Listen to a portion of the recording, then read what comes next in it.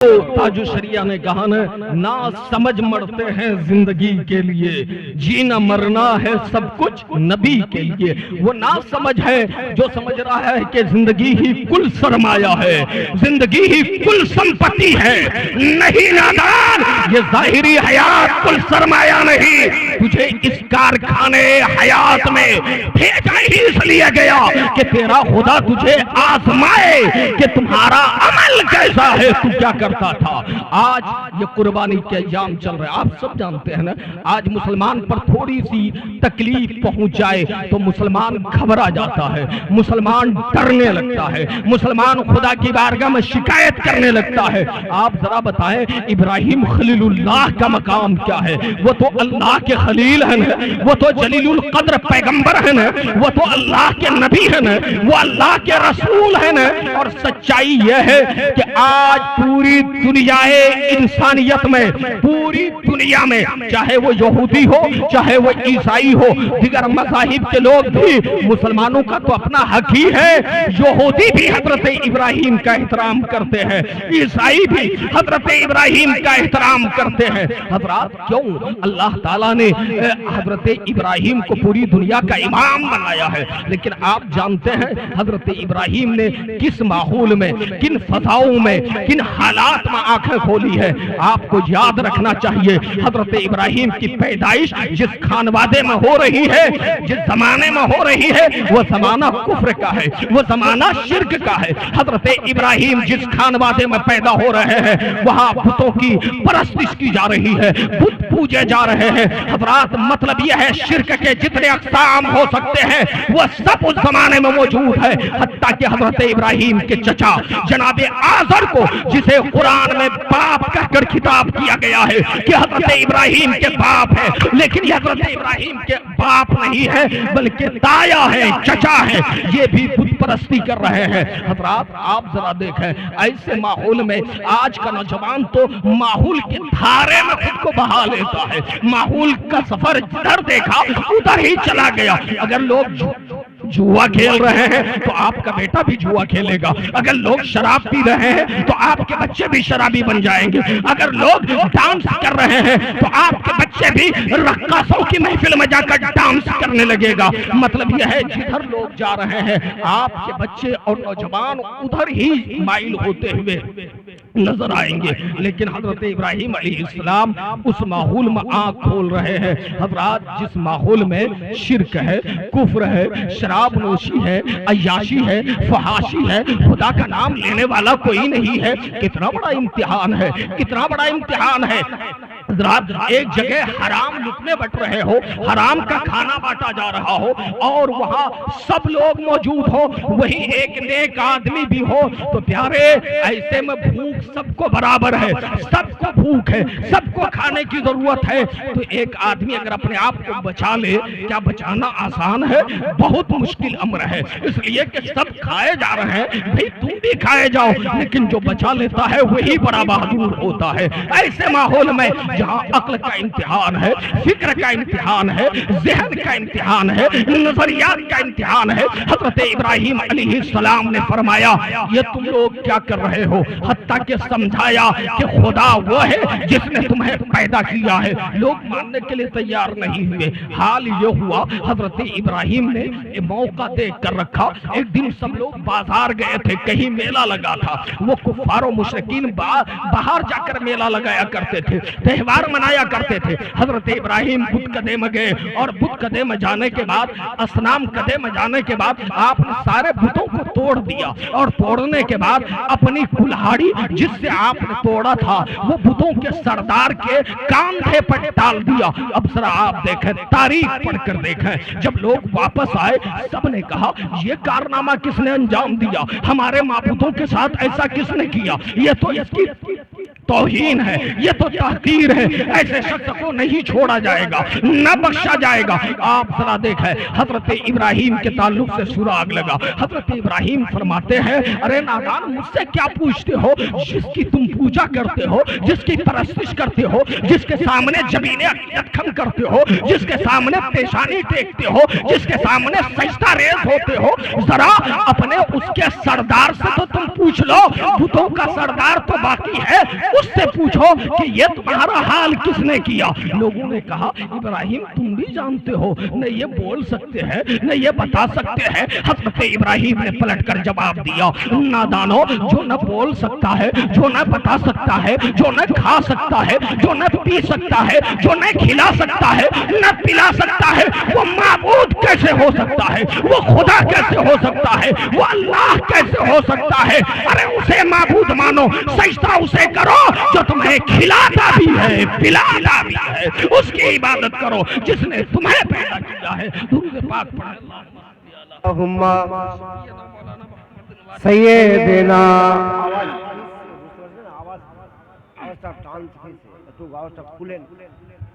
محمد وعلی علی سیدنا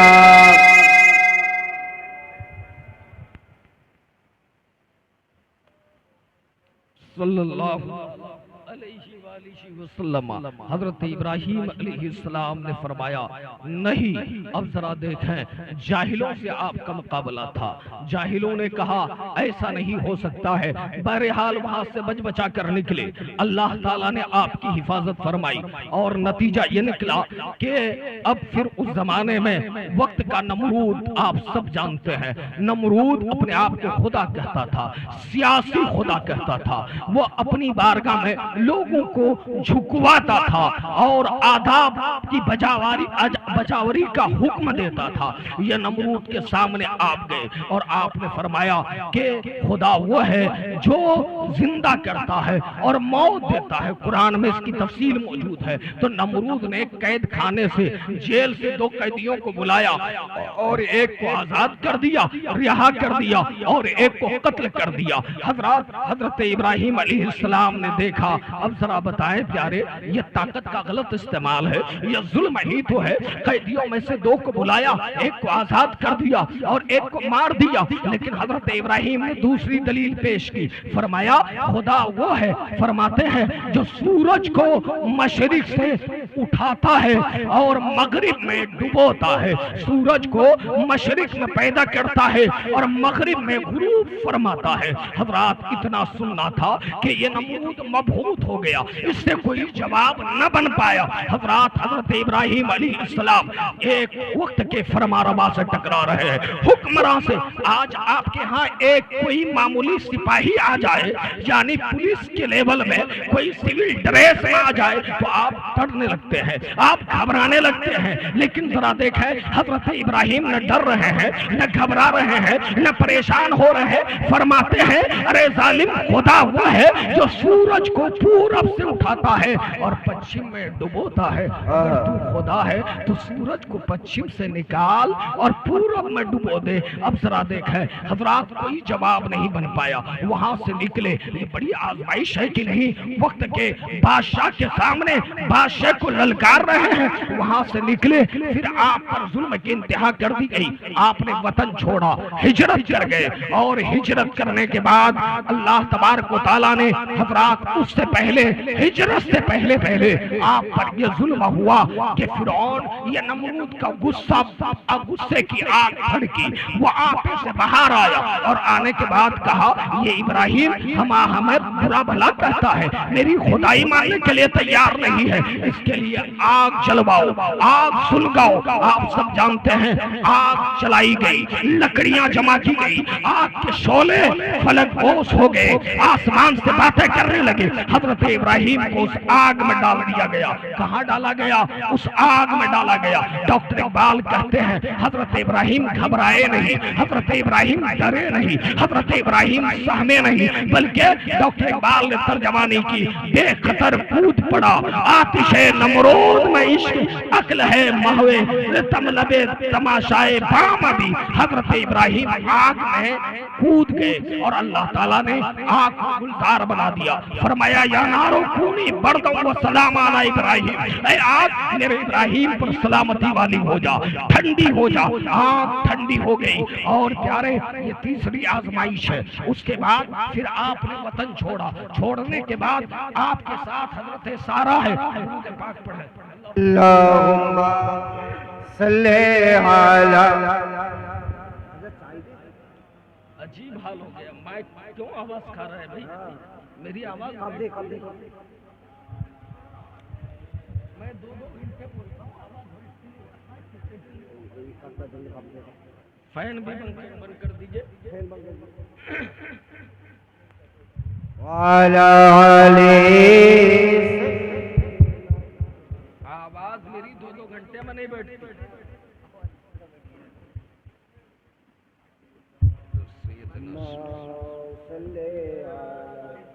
اچھا وہ مائکروفون لائیے تو وہ لائیے، اس کو لائیے.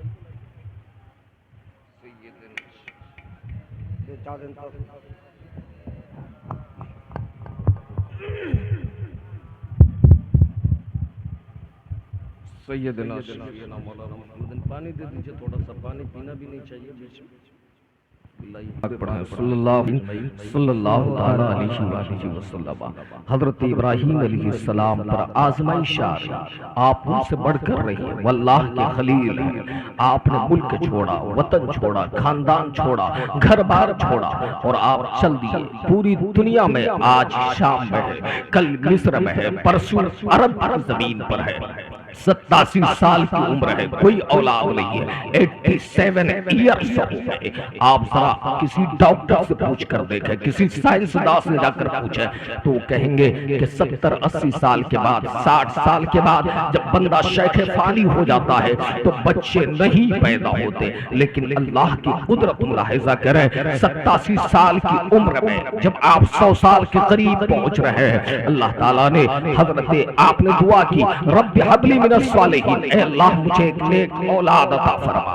اللہ تعالیٰ نے فبشرناہ من غلام حلیم، اللہ تعالیٰ نے ایک اولاد کی بشارت دی اور حضرت اسماعیل علیہ السلام پیدا ہوئے. کون پیدا ہوئے؟ حضرت اسماعیل علیہ السلام. حضرت اسماعیل پیدا ہوئے تھے. ذرا آزمائش دیکھیں. اللہ جسے اپنا بنانا چاہتا ہے اسے آزماتا ہے. آپ دنیا کا فارمولہ نہیں دیکھتے، کامن سائنس پہ غور کریں. جو بچہ پرائمری پاس کرتا ہے اسے ہی میٹرک میں بیٹھنے کی اجازت ملتی ہے. جو بچہ میٹرک پاس کرتا ہے وہی انٹر کا سفر کر سکتا ہے. جو انٹر کر لیتا ہے وہی گریجویٹ ہو سکتا ہے، گریجویشن کر سکتا ہے. وہی بندہ آگے چل کر کے وکیل، لوئر، جج اور دیگر تمام جو بھی IPS، DO، BDO اور DM جتنے عہدے ہوتے ہیں، سول سروسز کے جو بھی امتحانات ہوتے ہیں، مطلب یہ ہے پہلا امتحان پاس کرنا ہوتا ہے. جو پہلا ہی نہیں پاس کیا وہ فیل کر دیا جاتا ہے، وہ ناکام ہو جاتا ہے. حضرت ابراہیم پر پہلا امتحان لیا گیا، دوسرا امتحان لیا گیا، تیسرا، چوتھا، پانچواں امتحانات کا سلسلہ جاری ہے. لیکن پائے استقامت پہ کوئی بھی لغزش نہیں ہے، کوئی لرزہ نہیں ہے، کوئی خدا کے حکم سے عدولی نہیں ہے. اللہ کے ارشاد کے آگے سر بھی خم ہے، دل بھی خم ہے. حضرات ذرا آپ دیکھیں، جب حضرت اسماعیل پیدا ہوئے باپ کو کتنی خوشی ہوگی کہ آسائے پیری بزرگی کا سہارا بیٹا اسماعیل آ گیا. لیکن حضرت اسماعیل کے پیدا ہونے کے بعد ہی رب نے حکم دیا. اللہ نے ارشاد فرمایا اے ابراہیم اپنے بیٹے اسماعیل کو اور اپنی بیوی ہاجرہ کو تم وادی غیر ذی زرع میں چھوڑ کر آؤ. ایسی جگہ پہ چھوڑ آؤ جو پتھروں کی زمین ہے، جو کنکڑوں کی زمین ہے، جہاں پہ دور دور تک پانی کا نام و نشان نہیں ہے. ایسی جگہ پہ چھوڑ آؤ جہاں لوگ نہیں بستے ہیں، حتیٰ کہ پرندے تک نظر نہیں آتے ہیں. آج جہاں مکہ شہر آباد ہے، جہاں پہ خانہ کعبہ ہے، اللہ کا مقدس گھر ہے، حضرت ابراہیم کو وادی غیر ذی زرع میں حضرت ابراہیم نے لیا اور لیا کر چھوڑ دیا. اب ذرا دیکھیں حضرت ہاجرہ کتنی نیک بیوی ہے. وہ یہ نہیں کہتی ہے کہ اے میرے شوہر مجھے چھوڑ کر کہاں جا رہے ہو؟ اس دودھ پیتے ہوئے بچے کو چھوڑ کر کہاں جا رہے ہو؟ انہوں نے ایک بار پلٹ کر دیکھا بھی تو حضرت ابراہیم سے انہوں نے کہا تھا کیا یہ میرے اللہ کا حکم ہے؟ تو میرے آقا حضرت ابراہیم علیہ السلام نے فرمایا تھا ہاں تمہارے اور ہمارے رب کا حکم ہے۔ اتنا سنتا تھا۔ بیوی کس قدر وفادار تھی، آج بیویوں کا حال کیا ہے، آج بہنوں کا حال کیا ہے، آج بیٹیوں کا حال کیا ہے۔ حضرت ابراہیم نے اسماعیل کو چھوڑا، حضرت حاجرہ کو چھوڑا، پلٹ گئے۔ آپ سب جانتے ہیں تھوڑا سا توشہ لے گئے تھے، تھوڑا سا کھانا لے گئے تھے، تھوڑا سا پانی لے کر گئے تھے، وہ چند دنوں میں ختم ہو گیا۔ دودھ پیتے بچے کو ماں کے پستان سے دودھ چاہیے، اور ماں جب تک نہیں کھائے گی دودھ اترے گا نہیں۔ ماں کا پستان، ماں کا کلیجہ سوکھنے لگا، سینہ خشک ہونے لگا۔ حضرات کھانے پینے کے اشیاء ختم ہو گئے، چیزیں ختم ہو گئی۔ اب بیٹا اسماعیل تڑپنے لگا، پیاس سے سسکیاں لینے لگا، پانی طلب کرنے لگا۔ حضرت حاجرہ ماں تو ماں ہوتی ہے نا، ماں کی ممتا کا جواب نہیں ہے۔ آج ماں کی عزت نہ کرنے والوں یاد رکھو تمہاری ماں تم سے کتنی محبت کرتی ہے۔ تمہاری ماں کے قدموں کے نیچے خدا نے تمہاری جنت رکھی ہے۔ حضرت حاجرہ تڑپنے لگی اور تڑپتے تڑپتے پانی کی تلاش میں، بغل ہی میں دو پہاڑ تھے، ایک کا نام تھا صفا اور ایک کا نام تھا مروہ۔ کبھی صفا پہاڑ پہ جاتی، کبھی مروہ پہ جاتی، چکر کاٹتی، جہاں سمجھ پاتا، جہاں چمکتی ہوئی ریتیاں دیکھتی، جہاں سراب دیکھتی، ادھری توڑے توڑے بھاگتی، کہیں ایک قطرہ میرے لال کے لیے مل جائے۔ سات چکر کاٹی تھی۔ ادھر حضرت اسماعیل کی پیاس بڑھنے لگی، تڑپنے لگے۔ حضرت اسماعیل نے ایڑیوں سے زمین کو رگڑا اور چوہی رگڑا، ایڑیاں ماری۔ پروردگار عالم نے پانی کا چشمہ جاری فرما دیا، آب زمزم جاری ہو گیا۔ حضرات ذرا دیکھیں، جو ہی پانی کا چشمہ جاری ہوا، ماں بھاگے بھاگے آئی اور آنے کے بعد اپنے لال کو کلیجے سے لگائی، سینے میں لی، اور لگانے کے بعد اب چاروں طرف سے جسے کہتے ہیں ایک دائرہ باندھنے لگی، ایک دیوار کھڑی کرنے لگی، مٹی کا حالہ باندھنے لگی اور پکارنے لگی زم زم زم زم، رک جا رک جا۔ حضرات یہ کہتی تھی، اللہ کا شکر ادا کرتی تھی۔ حضرات وہ پانی رک گیا۔ محدثین فرماتے ہیں اگر حضرت حاجرہ نے، مفسرین لکھتے ہیں حدیث کی روشنی میں، اگر اس پانی کو نہیں روکا ہوتا تو وہی پانی پوری دنیا کے لیے کافی ہو جاتا۔ آج عرب کی ریگزار وادیوں میں دور دور تک پانی نظر نہیں آتا، لیکن واہ اللہ کے نبی کے قدم کی برکت، جو پانی جاری ہوا تھا آج بھی پوری دنیا میں بٹ رہا ہے، پوری دنیا کے لوگ سیراب ہو رہے ہیں۔ اور خصوصیت یہ ہے جو اس پانی کو پی لیتا ہے صرف پیاس وہ پانی نہیں بجھاتا، وہ پانی بھوک بھی مٹاتا ہے، وہ پانی شفا بھی عطا کرتا ہے۔ یہ آب زمزم ہے۔ حضرات ذرا دیکھیں، یہ بھی امتحان میں آپ کامیاب ہو گئے۔ اب حضرت اسماعیل تھوڑا بڑے ہونے لگے اور جو ہی عمر بڑھنے لگی، غالباً 13 سال کی عمر ہوئی، اللہ نے حضرت ابراہیم کو خواب میں ارشاد فرمایا۔ یاد رکھیں نبیوں کا خواب یا اللہ کی طرف سے وہی ہے، وہی اللہ کا حکم ہے۔ حضرت ابراہیم نے دیکھا اللہ کا ارشاد ہے اپنے بیٹے حضرت اسماعیل کو قربان کرو میری راہ میں۔ آپ نے بدلے میں اونٹوں کی قربانی دی۔ دوبارہ دیکھا اونٹوں کی قربانی دی، لیکن رب کا حکم تھا بیٹے کو قربان کرو۔ بیٹے کو تیار کیا اور وادی مینا کی طرف چل دیے دعوت کے نام سے۔ اور یاد رکھیں یہ دعوت جھوٹ نہیں ہے، بلکہ دعوت کہتے ہیں بلاوے کو، اور یہ اللہ کی طرف سے دعوت تھی۔ حضرت ابراہیم چلے، حضرت اسماعیل ساتھ جا رہے ہیں۔ باپ کے دل پر کیا گزرے گا؟ وہاں وادی مینا میں لے آنے کے بعد آپ نے حضرت اسماعیل سے فرمایا کہ بیٹے میں نے ایسا دیکھا ہے، رب کا یہ حکم ہے یا؟ تو حضرت اسماعیل نے کہا یا ابا صحابتی ما تؤمروا ستجدونی انشاءاللہ من الصابرین۔ اے میرے والد بزرگوار، میرے ابا آپ کو کر جائیے جس کا حکم آپ کے رب نے آپ کو دیا ہے، انشاءاللہ آپ مجھے صبر کرنے والوں میں پائیں گے۔ مطلب یہ ہے تکبیر، نعرہ تکبیر، نعرہ رسالت، نعرہ رسالت، مسئلہ کے اعلی حضرت علماء اہل سنت، نعرہ تکبیر، نعرہ رسالت۔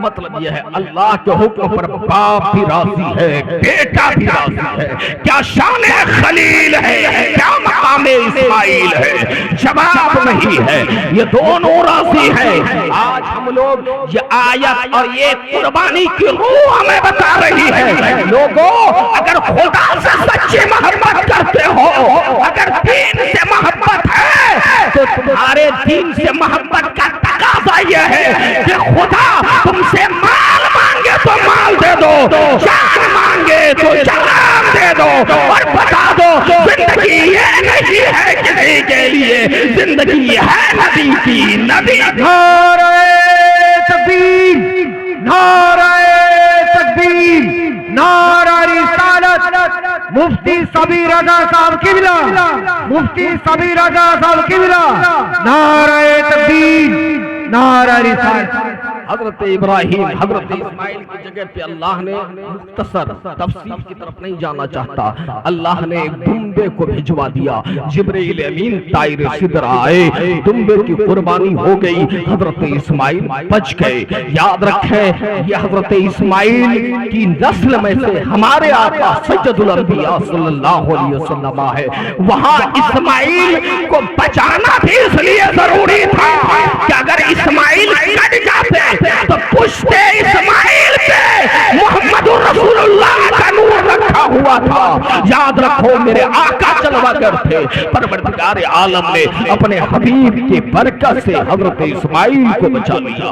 حضرت اسماعیل نے پھر دونوں باپ بیٹے نے مل کر خانہ کعبہ تعمیر کیا، اس زمین کو آباد کیا، وہاں کے لیے دعا فرمائی۔ جب خانہ کعبہ تعمیر فرما رہے تھے تو آپ نے دعا فرمائی تھی ہمارے پیارے نبی صلی اللہ علیہ وسلم کے لیے، ہمارے حضور کے لیے دعا فرمائی تھی، اور پھر انہی کی نسل میں ہمارے آقا تشریف لے آئے۔ خانہ کعبہ تعمیر کرنے کے بعد حضرت ابراہیم نے صدا لگائی تھی، ایک آواز لگائی تھی، اور وہ آواز اے تھی دنیا والوں، اللہ کے بندو اللہ کے گھر کی طرف آؤ۔